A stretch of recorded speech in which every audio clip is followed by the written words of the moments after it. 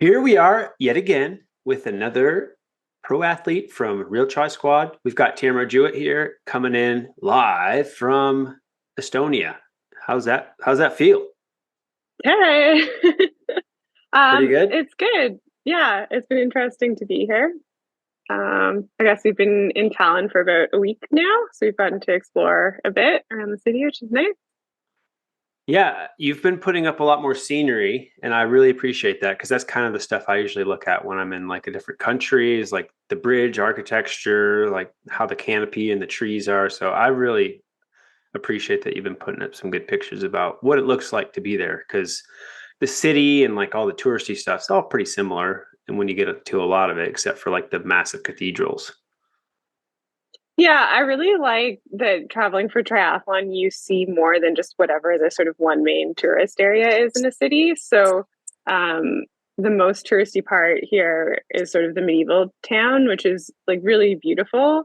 But it's nice to like exploring the bike course and the run course and stuff. You see sort of like some roads in the country, or like there's a beautiful park in front of the sea that the run course is on, and now the swim course is there too because it's been moved. So yeah, we've been able to see a bit of a variety of what's around. And of course, you're there for the 70.3 Talon, the European Championship for 70.3 distance, and then also like a massive Pro Series race. That's, I mean, I was looking over the start list just this morning, and it's a who's who of I mean, all the female pros from Europe are mostly there who are, I mean, there's a couple who are going to ZLMC instead, which also looks pretty intense. But how are you feeling with the athletes who've shown up? I think you've raced a couple of them, at least on T100. Yeah, no, there are a bunch of people, and I feel like to me it feels honestly a little bit similar to Tromla, where I feel like um, there are a lot of there are a lot of people who like if things click in the right way on the day, like the race can go in many different directions. So um, yeah, I think overall to be good. A lot of people here that I know I can bike with, and I don't know how the swim will sort of play out with like Lauren Brandon. So we'll Mhm. see what that's like. And but yeah, no, I think it's pretty good. I was sitting at the pro meeting with Solveig from Norway, who she won Indian Wells when I was second at the end of Oh, last year, and she was just racing Paris. Like she does mostly short course, but I'll be interested to see what her race day is like because she's a very strong cyclist and just hasn't done a lot of long course yet. yeah, we were almost, she was like surprised at Indian Wells when she ended up coming away with that victory, I think. Yeah, yeah, she was really strong, and she faded a lot in the second half of the run, but like her first half of her run was really strong. So she put out like kind of got way out ahead of us on the bike, and then was able to kind of hang on to that through particularly like the first 10K of her run. So definitely someone to keep an eye on. We've also got one of our good friends and pals. We've got Leslie Smith, who decided to make the trip with Mark. Mark's going to be on this too eventually when he decides to grace us with his presence. But the women's start field, I think I was looking to see if I knew any other names too, but I think I'm I know here. I saw Mark made it. Mark. Thanks, buddy. I'll be on um mute. yeah, like Grace Tech is there. Oh Kate gosh, I Kieran, feel really badly. I should know her name. Yeah, Kate Curran. Katie, Kata. I Kate feel really Kavoja. badly from like the Estonian pro. Yeah, I yeah. I hung out with her a lot in San Francisco, and I need to like go back and make sure I can say her name Is it properly the next time. But is it Caddy or Cat? It's like It's just Katie. it's yeah, I Katie think with a Katie. Yeah, D. Yeah, it's Katie Kavoja. yeah, Okay. because it's like I think she spells it like Kaidi or something Yeah. like Exactly. that. Yeah, so she's here, Grace Tech's here, obviously Kat Matthews. Lisa Norden. I saw at least Lisa Norden I saw at the hmm pro meeting. So yeah, should be good. It's going to be awesome. I think you have like the women's field Fifth has a Madsen here. specialist for everything. Yeah, Sif Madsen also on the list. And Els Visser, Oh, she's this or yeah. Oh yeah, she's been on a tear. yeah. So So Tamara, Good. real quick, in the last, I don't know, San Francisco, I think was your last. No, Tremblant was your last event, and that was July, right? Like trombone was my last Iron Man Seventy event, but I point did three. T 100 London. Yeah, Yeah, but in terms of half distance, like Tremblant yeah. had a great day there. Had a great battle with Ellie. Obviously, we that was something I still haven't forgotten. And since then, have you been kind of dipping into a little bit of a mixed distance with specifying on 100K versus 70.3? And how has anything changed? I really don't like for me the training is exactly the same whether it's 100K or 70.3, so I don't see them as being different enough to like train differently for them basically. So Yeah. yeah, continuing on in the same path basically. Did you make any gear or position or any bike changes in for this race? Yeah, I just got a pair of fast TT bars, and so we didn't change my position very much. I think they let me get a little bit further forward, so a little bit like lower, which is a bit of a change, but we haven't. We have some more tweaks to the way that they're set up that we want to make after this race that we just ran out of time for. So that's still a bit of a work in progress, but that's like the one, yeah, gear change going into this one.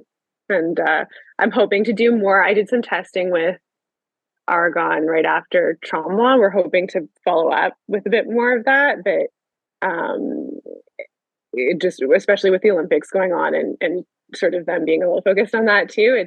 It's going to be sort of bits of work here and there throughout the fall and probably into next year. We'll get things as ready to go as we can for Worlds this year, but we're also thinking of like longer term process to do it properly. Did you end up doing velodrome testing, I think, or was it wind tunnel? Yeah, yeah, velodrome testing. So, what was it like riding on that thing? It was so much fun. I really enjoyed it. Like I had to do a certification, so I did that on one of the like fixie track bikes, and then obviously for the testing, I was on my own bike.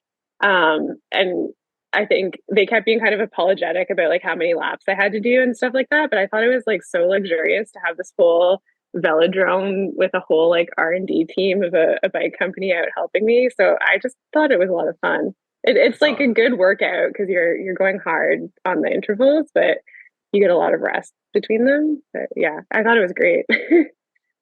So, another kind of like gear topic question, and Mark, you can kind of chip into if you had any suggestions or questions on it. But it seems like with like the men's category of racing, there's always talks about position arrow, VO2 or not VO2, CDA type stuff, and it's there for the women. It's not like it's not, but it seems like it's not talked about as much in terms of like the aerodynamics and wind tunneling, unless you're a pro being taken there by a company for specific testing. Do you feel like women are starting to take a little bit more direct line into paying attention to the advancements in aerodynamics and adjusting to make sure that they are optimal? Was that a question for me or Mark? Me? Yeah, I mean, mainly you, Okay. Tamara, but Mark, Yeah. obviously, I want Yeah. your insights later. I I think I guess my impression is just like everyone within the pro fields is having to start to focus more on this because people are getting better at it. And so to sort of make sure that you're not losing out there, you have to start paying attention to aerodynamics to keep up with what the rest of the field is doing. Yeah. So I don't know if the men were a little bit ahead on that, but I think it is definitely a focus among the women's field too right now. Mark, when you're setting up your bike and everything for racing versus training, what are the key changes you make? Yeah, that's a good question. I am actually doing it right now. The big one is obviously a clean bike. I re-wax my chain and then put on a different cassette. It's a race cassette and then different wheels, of course. But that's pretty much it. Make sure the pulleys are all clean. Take those off, fully clean those. If it's at the beginning of the season, or I like to do a mid-season clean, I take off the cranks, full clean there. Make sure the ceramic bearings are clean. And then obviously when you're building your bike, I bring a torque wrench, make sure everything's solid. And me and you rode together in St. George. And here in Europe, there's some cobbles. So I always like to jump on some cobbles or some rumble strips if you're in the US, test out those bottle positions, make sure your bottles are all latched in there nice and tight. With the Pro Series, are you all getting a lot of media stuff going on?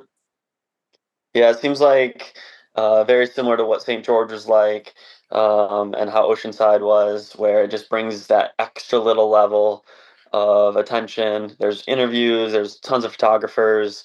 I had the press conference tonight, and it was super fun. They had the all three of the podium from last time they had the race here for the women, and then the men they had the local guy, Rappo, I think is his last name, Henry. I'm butchering it. I don't know what his first name is. Um, and then Peter was there, Hemerick, and then Anthony Costas was also there. So it's fun. And Yeah, a lot of attention, and I think just being in Europe, there's going to be more crowds, and then it being a series, a European champ, and a Pro Series race, I think it's going to be pretty nuts out there on the run. not a lot of USA or Canadians out there, you two. I think you're doing North America some justice out there. I hope so. Yeah, I mean, I hope they more race than when there. I think when I did 70.3 Aix-en-Provence, I was the only North American. So there are a lot more North Americans than the last time I did a 70.3 in Europe. Because, And it, yeah, I And think that's with the Pro probably Series, you do get more people out. for sure because of the Pro Series. I mean, me Yeah. and Kevin McDowell, I think, are the only U.S. guys. I don't think there's any Canadian men. I don't think. I don't Not think that I'm I, aware of. Jason Polt, no, not there. No, because Nope. he's probably doing Ironman Canada, right? Yeah, probably. Yeah, he is. Ironman Canada. And then there was quite a few people who dropped off the start list, and I think that had to do with Frankfurt last weekend. And then, but it's just surprising how many people dropped off. There was initially they said 120 men and women pros, and now I think we're down to like 80 or so, which is still obviously a lot. Or is that not? Well, That can't be right. More than 80 still. it's got to be. 90 maybe. I'm looking at the start list right now as it is, just based off the Pro Series website, and it still looks like about half, at least like there's a third less on the women's side. So it's still a pretty strong women's field, but I think the men's field is pretty big. And I think for sure, did they talk about like what's the start like for the swim? Is it wide? Is it tiny? Are you guys going to get crunched together? What did I they? think it's Tamara, I you were able to see oh it. sorry. No, I was Yeah, saying go ahead. I want to go and swim it. So originally, like usually the swim here is in this lake called Lake Harku. And it's like a run in from a beach there, I think. But the lake is like very shallow. Like it seemed extremely shallow. I was swimming in it the other day, and it has problems with like algal blooms and stuff, or like algae in the water. And so you can swim in it. There were people swimming in it. I swam in it to do like race recon, and then right as I was getting out of the water, the race organizer sent like an email being like, because like basically like, the health authorities aren't fully convinced this year that it's okay to swim there for the race, so they've moved the race into the sea. There's a park nearby where the run course is that has like a beach on into the sea. So luckily I seem okay despite having lake swim. But I was taking a look at the swim set up today. I want to go in and try swimming there tomorrow as my race prep, and it's. I think there'll be lots of space at the start. We apparently start in like I don't know, like kind of like water just past our knees, I think, and then come around. But I think coming back into the beach and maybe going out to some extent, there's like 100 meter stretch that's really, really shallow. And I feel like it might be a little bit ambiguous. And I want to take a look at it, like where it's worthwhile to keep swimming and where to start running. It's a bit of a Yeah. strange setup that way. And someone was telling me that there is a bit of a current. So I think it's worth taking a look at. I think it's like slightly less straightforward than if it was the normal lake swim they do here. Did Mhm. it change Yeah, any of the transition run distance? It changed where T1 is set up. So T1 is now set up in that park. It did look like there's quite a long run into T1. And it changed where the bike turnaround is because we're starting the bike further into the city than it originally started. So it's a two-loop bike course. So they were able to make the distance correct nonetheless, even though we're like starting further away by just adjusting where the turnaround to start the second loop is. Nice. But none of that was super clearly marked today. So they're running like a age group Ironman here tomorrow, and then the 70.3 the next day. So I'm hoping to be able to take a look at some point tomorrow, hoping that there'll be like more markings out in those areas. Nice. Mark, when I look at the men's start list, I see some good swimmers on the start list for you to go along with at the start. Max Yeah, Spurl is going to be there to go with you. yeah, he's well, hopefully he's not there on the swim, but I met his fellow countryman. I don't know his name, but we saw him swim today, and he's the German shark for sure. That man had like sprinter speed, like swimmer speed in the water. So I think he's going to be one to try to get on. And then a lot of there's a few short course guys in there. Kevin McDowell, Yella Gaines, Sam Dickinson. There's quite a lot of good swimmers. So I think it's going to be, well, I want it to be a smaller group, but we were talking, you just asked Tamara about the start. And what's awesome, Nick, you're going to love this, is they said there's going to be one line for the pros, one entire line for everyone. But get this, the first buoy is 150 meters away. Oh, they didn't nullify that bullet buoy? No, it's a left turn. You have to. So it's hard to explain the course. It goes like 150 from knee or hip start. You're like holding onto this pontoon, and then you go 150 meters hard left, and then you do like a big rectangle. So then it'll be like 400 meters, 200 meters, whatever, 700 to 800 meters, and then kind of so it's hard to explain, That but first Tamara, turn, though. yeah, it's gonna be insane. So Tamara, let's check it out tomorrow. I'm gonna go after I drop the bike off, and I think Mm-hmm. it'll be really good to look at the run out, like you were saying, because if it is shallow and it may is worth going just a little to the left or right instead of that direct line to hit like a shallow patch, it's always faster to run than swim. So that's definitely worth it. Wow. That's Yeah, I crazy. know. I know in theory it's always faster run than swim, but I never feel fast when I'm running through water like that. So I'm hoping that it's not too shallow because I would really prefer not to run like 100 meters up a beach in like ankle deep water or whatever. Like worst would be like sort of like water up to your mid calf or something like that you're trying to run through. Yeah, it's true. I But don't know. if you'd rather run than, or maybe like there's a group ahead and we kind of see that there was a shallow part, just maybe 20 meters to the left or the right of what the straight line is, and you can make up 20, 30 meters on a group maybe. So Yeah, no, it's definitely important one to take a look at. that 150 meters first turn is going to be awesome. I can't wait to see that. Yeah, they better have a camera on that first buoy. It's gonna be mayhem. It's going to be vertical of barely kicking. I think they updated the swim course right now. I'm seeing it right now, but you've got some time to catch back up on that long back stretch if you can at that point.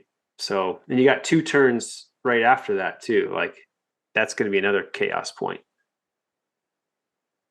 Water temps, wetsuit legal? Yep, wetsuit legal, Yeah, I think so.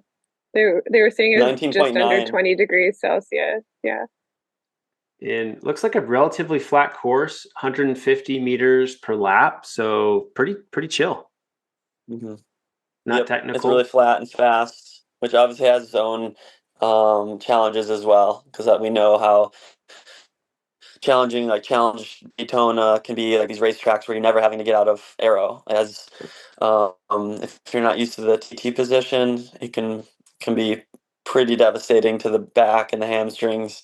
But it's gonna be fast. It is 91K, so it's 1K long, but it's gonna be really fast. Run course looks like it might have some pretty views. Did you guys get a chance to check the run course out and see if it's like actually pleasant run, or is it just kind of industrial? Yeah. It's no, it's so the thing with this course that is kind of funny is that the like T2 is set up in probably like the ugliest, like one of the ugliest parts of the city. It's like this like practical but like really ugly shopping mall. But really close to that and where the run is, there's this beautiful park in front of the seaside. So the run goes into this park and basically back and forth on paved paths that go like through the park and along the sort of like beach. And there's this like long stretch that is like it's almost like marshy, or I don't know. There are a lot of like little like almost marshy like plants leading out to the sea. It's quite pretty. Um, so I think that will be nice. It's very flat, but it's um, yeah, that part did seem pretty.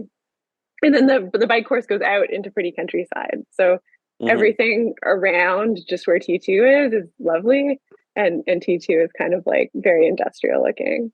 Well, it's right up your alley then. I mean, you get to have a good view and have a good course. Like Tamara, that's your fave. Yeah, I think it'll be nice. Where's Um, Leslie at the moment, Mark? She's ditching out on us. Why are you asking me? She's probably asleep. She's been really beat up by the time zone change. Yeah, it's tough to get it right. Well, I mean, she's doing the right thing. It's about almost 8:30 for you all, so I'm sure you're ready to go to bed shortly anyways. mm. Yeah, I'll go pretty soon. I got pretty lucky. I mean, I don't know what's gonna happen tonight, but I'm definitely ready for bed. But I got on it pretty quick. A little bit of a nap on the travel over here, but for 7 hours of a time change, it wasn't too bad. Yeah, what are two tips from you, Mark, and then I'll get two tips from you, Tamara, for kind of dealing with time changes like this, and probably like when to arrive, all those little things. Yeah, I didn't do anything special. Obviously, the big things like always hydrating on the flights because you just get so much more dehydrated. And then Leslie and I went to the lounge. We had two lounge access at both airports, so we were able to eat healthy. I think when I eat the airport food, it just like makes my stomach even more kind of bloated. And I always have that when I fly, which sounds gross, but I guess it's just part of it. But for the time zone change, I napped a little bit on the flight, both flights. Just I couldn't sleep. I never can sleep on these long flights, anyways. It's so cramped. And then when we got here, it was like 5 p.m. So I had like a later cup of coffee, like at 4 on the flight, and then I just pushed through until normal bedtime. And for some reason that worked. Went to bed at 10, woke up at my normal like 7:30, and the next day was, let's see, Thursday, yesterday, and I had again just had a little late afternoon coffee to make sure I made it to last night at a normal time, and now we're good, I think. So coffee is my trick. And at least like you can be functional for like 4 or 5 hours in the morning, and then usually bleed off in the evening. That's is what I found. So race time is usually all right. Yeah, it was definitely. I was feeling a bit more tired than I normally would at like 3, 4, 5 p.m. But I think it's gonna get less and less. Like tonight, I feel more normal, and then tomorrow is gonna be even better, and hopefully perfect on race day. So I'd recommend. I mean, I probably wouldn't cut it any closer than what I did here for a 7 hour time change. I left on Tuesday evening and arrived Wednesday at like 5 or 6 p.m. I wouldn't probably do anything closer to the race, to a Sunday race than that. But Tamara, you I think probably did it right. You were over here quite a bit earlier. When did you arrive? Yeah, I arrived last Saturday, so it'll have been a week tomorrow that I'm here. So I'm pretty well adjusted now, and I kind of like that because um, I find it's a little unpredictable after travel like that, like how long it'll take my legs to kind of come back to me and stuff like that. And I know if I'm here for about a week, I'll be feeling like pretty good by race day usually, and I have some time to like really feel settled. So as much as I can, I do tend to come a bit earlier, especially like the bigger the time change, the earlier is my preference to get there. Um, Any other things you do, Tamara, to kind of make sure you're well adjusted? yeah, I agree with Marc on his points, and with the airplanes too. I always pack a few protein bars so that I'm not just at the mercy, particularly of like whatever breakfast they're serving on the plane, which is usually very hit or miss. Like sometimes it's like an oily piece of bread. or something like that. And I try to keep on whatever like meal schedule of the place that I'm arriving at. So like if we arrive somewhere around breakfast time at the place that I'm arriving, I'll eat like at least a protein bar, even if it feels like I ate dinner not that long ago in a different time zone. So I just find like being on the meal schedule of the time that I'm in helps me. And then just like getting out and exercising. So the first day I got here, I went out and did a 90K ride around the course, and then some running, although I find often swim is actually better than run for like the first day. But if I do kind of a full day of exercise like that, I find it really helps me sleep. And then that can help me get onto the time pretty quickly. That's perfect. I think for sure getting moving usually is the best thing. Like I remember there's one Yeah. time Jackson and I showed up in Mallorca like on a Wednesday or a Thursday for a Sunday race, and I think I was the biggest zombie until like the day before, just because we totally jacked it up and didn't sleep well. So I've never had that mistake again, luckily, but it can go really Yeah. south if you don't pay attention to those little details that you're making notes of. Yeah. And I think even if you're not feeling up to like arriving somewhere and going out biking for 90K, like even if you can get out walking or something like that, to get out moving and being in like whatever the right lighting is for the time that you're in. Yeah, I always had like this like kind of frou-frou like put your feet in the grass thing just so you can get like the magnetism and the earth's kind of like feeling for that kind of grounds you a little bit more to that area. So I've always felt like that helped. That's what helped me in Mallorca. I was like such a zombie, and then I was like, I'm gonna just put my feet in the grass for like an hour, and I just kind of took a quick nap, and I woke up the next day feeling like a champ. So I don't know, something to You it. put your feet Yeah. in the grass. Yeah, just letting your body get grounded with the earth, man. Are you serious? I'm serious, man. Come on. This is not just because it's not in some. I bet if there was a Oh my goodness, you pharmaceutical, did if not. it was a pharmaceutical, you'd be all right with it. You'd just be like, "Oh yeah, I believe them. They cures jet lag." But God forbid you put your feet in the ground and do something free and easy. I think it's a nice practice, Nick. I can get I'm behind gonna that go put one. my feet. Oh wait, I can't.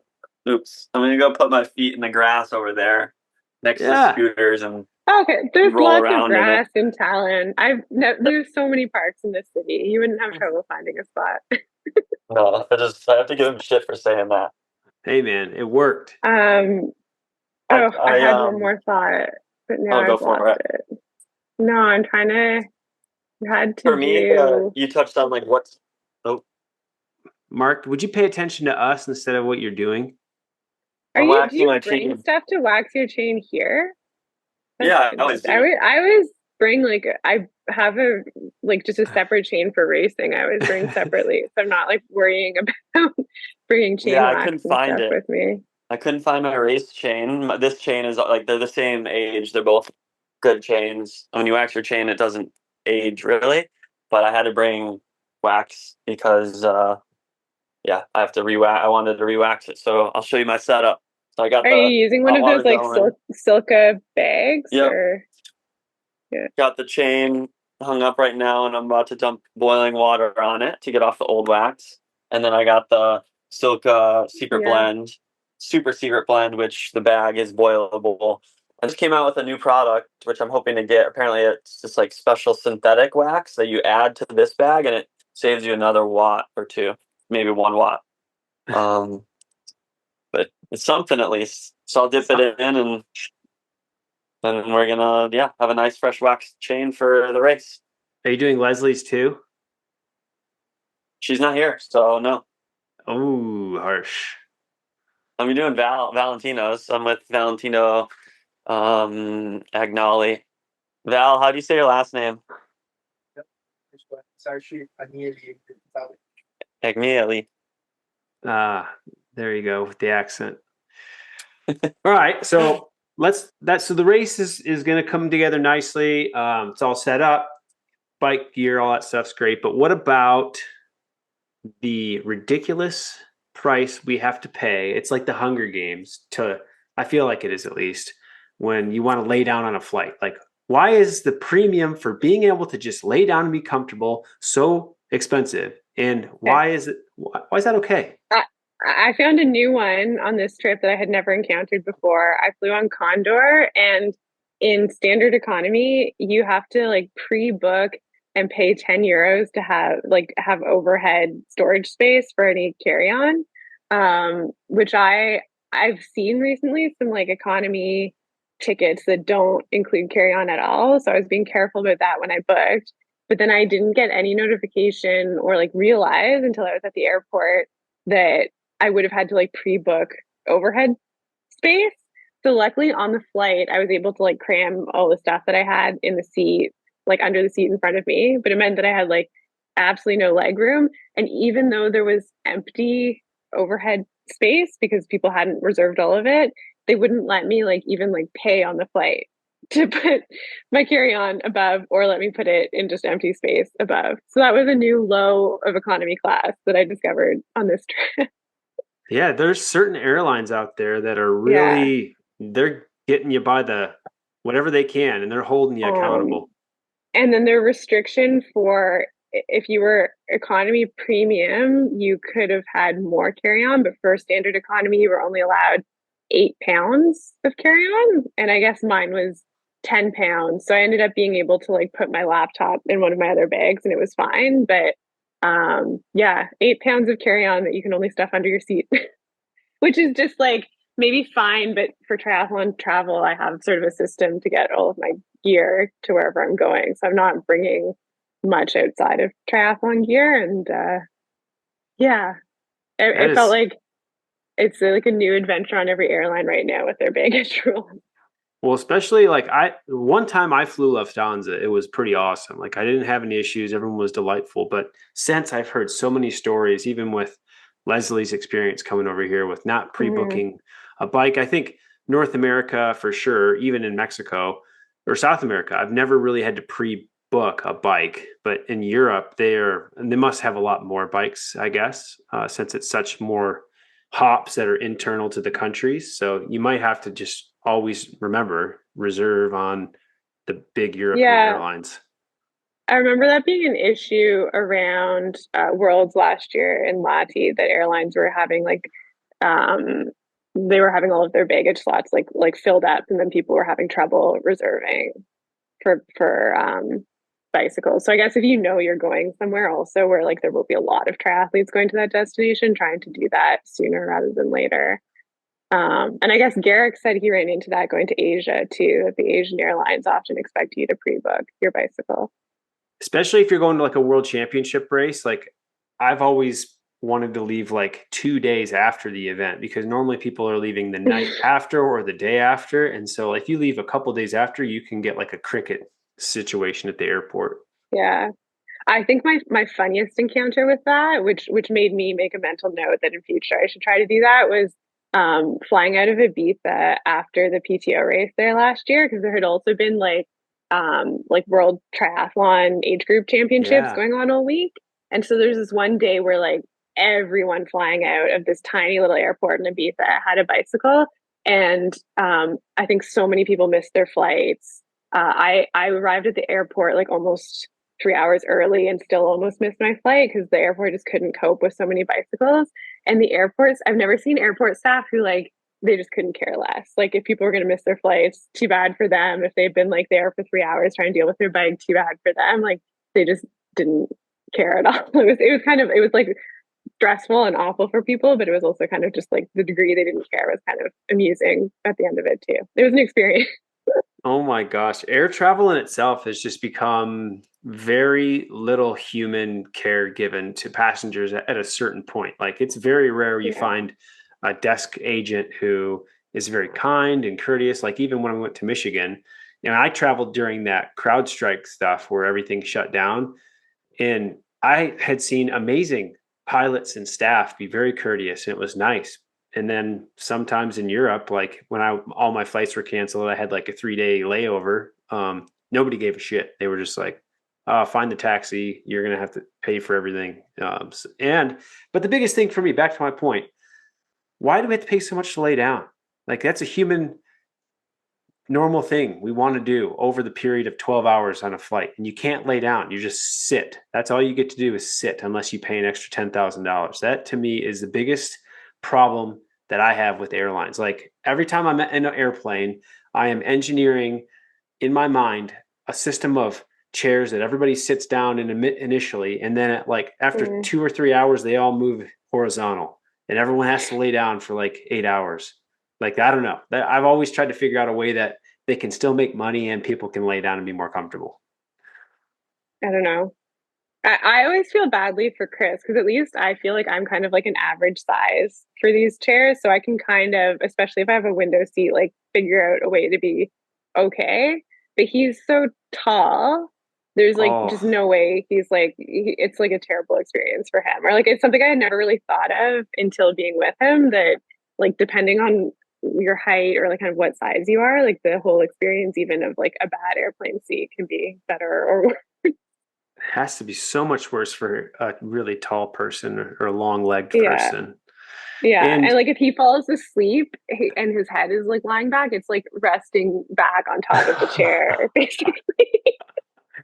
oh my gosh, poor guy. Yeah, I think that is the number one problem I have with travel is triathletes have to do swim, bike, run, and eat, but then the decay of the human body while traveling is just my back, my hips, shoulders, everything just sucks. That's why I think getting there a week early is also super smart. What's that, Mark? Yeah. You're on mute. Nothing. I just said I'm sorry because I'm multitasking. I just want to get this chain done. Oh, you boys shooting a calendar video back there? I saw Um, some shirtless stuff going on. Yeah, Jeez. you know it. I'm Hey, waxing. that, I'm waxing his chain. If you know what I mean. yeah, get out of here. Tamara, what you're gonna say? um, lost my train of thought. No, yeah, Sorry. yeah, no, just airlines and being FedEx parcels. The last thing on that from also this trip that I thought was kind of wild was like Chris and I, because he booked his tickets at a different time, we were on different flights to get here, and he had booked on Lufthansa. And like the day of his flight, it was fine. He got to where he needed to be, but they changed all of his flights so that they left Toronto an hour later, and he was flying on LOT, which is a Polish airline, through Warsaw when his original flight had been booked on Lufthansa through Frankfurt. So it didn't really make any difference to him. Like he got to Tallinn, which is where he was trying to go, roughly at the same time he was trying to get there. But it just felt to me like being an Amazon parcel or something. Like the airline is just like not caring at all about whatever the original route you booked was. And they're just like, okay, we need to get like this unit from point A to point B, and something in our computer system has come up last minute, so we're going to reroute it through this totally different country instead. It was yeah, I've never seen that happen before. You're not wrong, and this is like how like even some companies like DoorDash, they take parcels and they will auction off these parcels to any aircraft usually within the last hour they take off if they know they have extra room for luggage. And so that's exactly how people are. They're like, all right, Lufthansa, we got 17 parcels that we need to get here, so let's just drug me, put me in a crate. I don't want to be awake for any of it. I want to sleep and I want to be nourished, and I just want to wake up at the location. That's as easy as I want it for the future. Has anyone seen that movie, The Fifth Element? No, I don't think I've heard I of think it. I think I've seen it with Yippee Ki Yeah, with Bruce Willis. Like Bruce Willis. they get on this starship and they have their own little pod. They have to lay down, and then the flight attendant comes up to them and pushes a button, and they all just go to sleep. I'm like, oh, that Oh, would be so good. I don't know if Well, don't do anything to me while I'm sleeping, but I'll just push the button and I'll go to sleep and lock the door. Well, anyways, so yeah, travel has been ups and downs this year. A lot of stuff going on. Glad you all made it safe, and Leslie didn't get too hosed. Bike fees are a little bit more ridiculous also in Europe if you're not prepared. Like normal all US stuff under 50 pounds is a regular piece of luggage. Did you guys have to pay out the butthole for a lot of? Leslie, I don't know if I'm allowed to say this. Leslie got it out the up the butthole with the price. I probably shouldn't say that. yeah, Too late. I don't understand. I don't know what happened with Leslie's because She paid like 300 definitely bucks for her bike. yeah. Well, no, I know that, but I don't know why that happened. Because definitely, I forget exactly what mine was, and it was very expensive, but it wasn't that Probably at egregiously like expensive. $150 or something. Yeah, like I wanted to say it's like half of that. So I don't know what that was. That sounded awful. I was Hers like, was the most I've ever seen. yeah. Did you It's get like they lucky, And I Mark? don't combined know why it two. was They combined bike and overweight. Yeah, okay. probably size and Mine weight. They was got you. 90 because I ran into some issues. When we went to Denver, we talked to this nice lady. She's super helpful. And she told Leslie, your bike's going all the way through. Don't worry, but we need $300. For me, they go, we don't know what's going on with your ticket. Your bike's going to get to Frankfurt, but you need to go talk to these German Lufthansa employees because your bike's not going to make it to Lot or to Tallinn. I'm like, how can you not do anything about this? And then I get to Tallinn, or sorry, get to Frankfurt, and they're like, we don't know what's going on. We don't know what's going on. And the whole issue was I just hadn't paid for the bike, but no one asked me ever to pay for a bike. When I booked it in Denver, no one said, oh, you need to pay. So then I tried boarding, and they're like, you need to pay. So, and mine was 90 Hmm. bucks or 90 euro. Jeez. Yeah. Yeah, weird. I like So it when everyone's confused. airlines at It least doesn't know what's have going on. There's really like 6 or 7 different um, air classes, right? Like I booked on Mark, you were delayed, so you can just might as well keep going. sorry, yeah, it's cutting out a bit. But My bad. I'll go. Can you hear me now? Yeah. yeah. We So got to I until think the you were issue talking is, about different classes, 5 different classes of something. yeah, sometimes more. Like I booked through Capital One. I booked with points and through my credit card, and there was like 6 or 7 different levels, tiers. You're like economy light, economy super light, economy regular, economy plus, first class, and then there's like, and I bet Leslie just maybe booked a little lower end one, and I don't know. It's just kind of, I think the options are Yeah, overwhelming because I booked on Lufthansa. She booked through United because there's a flight share. So it's the same flights, but Star hers was through Alliance. the United app. Mine was through Lufthansa. So I don't know what's going on.